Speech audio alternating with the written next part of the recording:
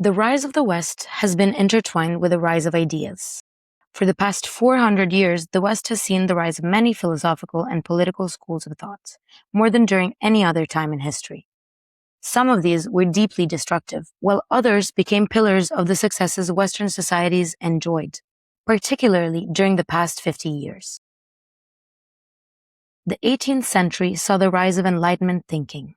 The 19th century witnessed the rise of ideological clashes between traditionalists, anarchists, Marxists, and many more. The 20th century was mostly a clash between authoritarianism and liberal democracy, with liberal democracy eventually winning out. And the 21st century is what exactly? The 21st century is one of rapid innovation, economic and political change. But new ideas are not leading the way. Conversations about the future have little to no impact on policy. Visionary perspectives fall on deaf ears. It is as if the West is now enslaved by its own system, no longer caring and no longer capable of escaping the clutches of neoliberalism and technological progress. By neglecting the key pillars of historic success, it has unwittingly surrendered its future to dystopian forces.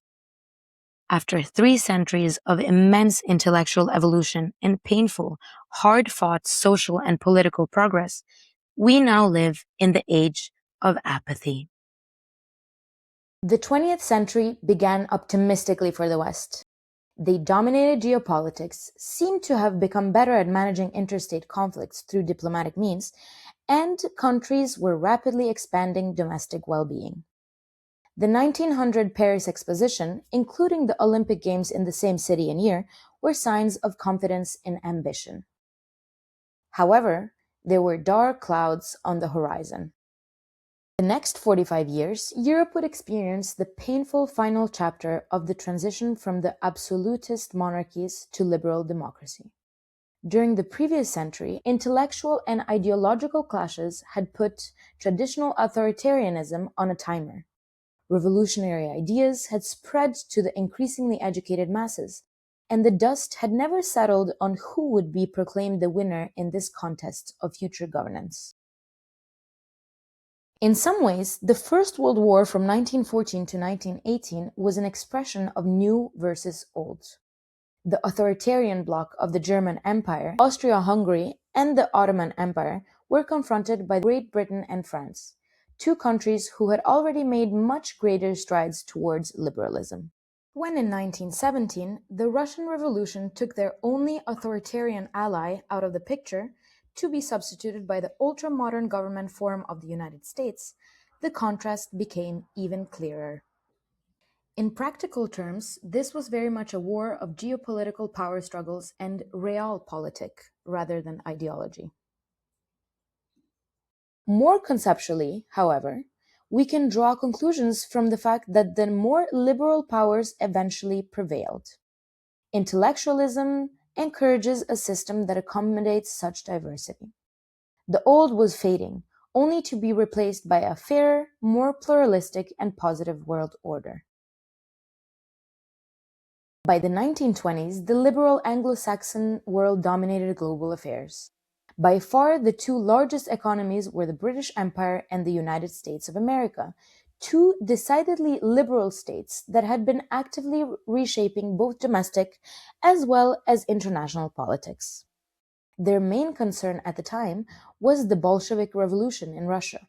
Not because they were keen on bringing back Tsarist absolutism, but because communism was seen as a direct competitor of liberal democracy in the race of which ideology would prevail.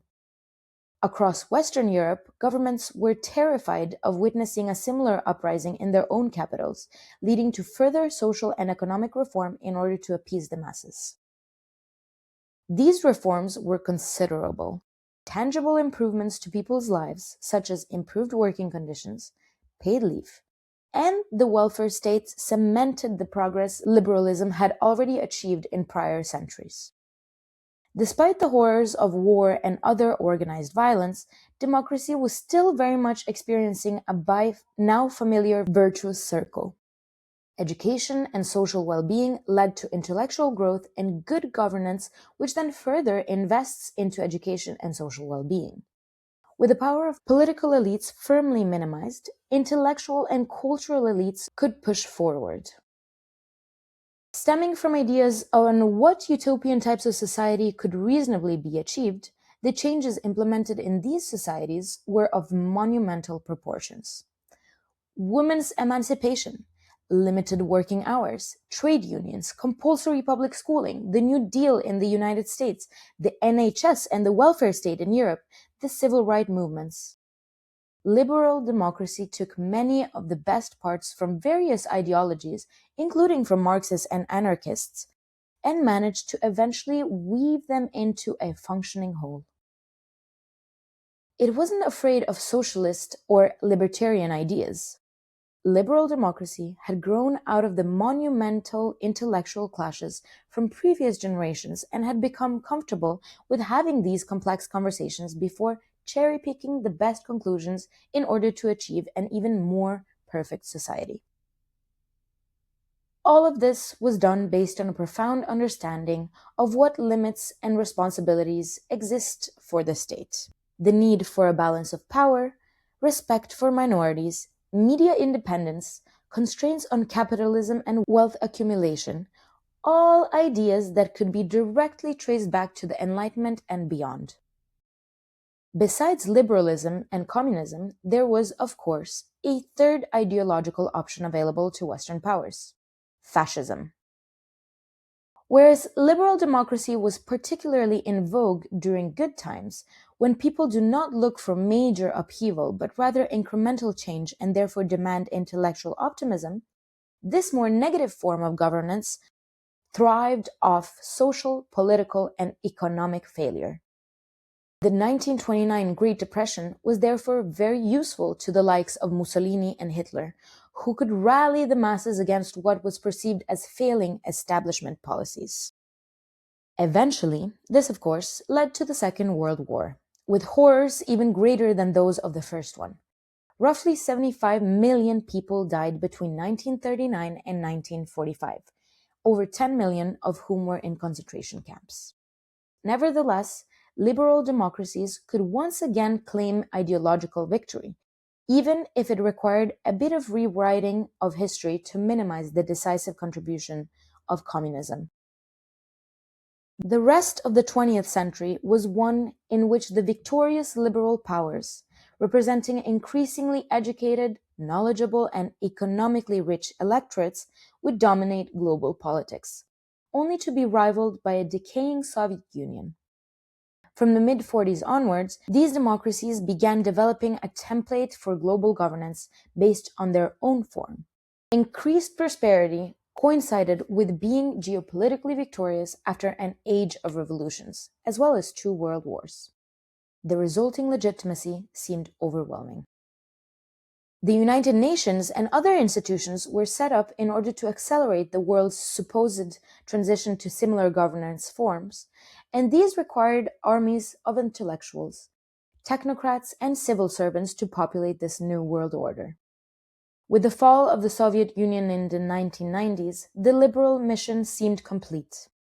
Intellectuals began shifting their attention to a post-ideological world order they expected for the 21st century. The tragedy here was that it caused amnesia with respect to what drove liberal democracy forward: the embracing of ideological differences, the celebrating of minorities, and the ever-deepening intellectual foundations that such a society unavoidably requires. After 300 years of slow progress towards a fair and just liberal society, the 1990s were both the peak of liberalism as well as its downfall.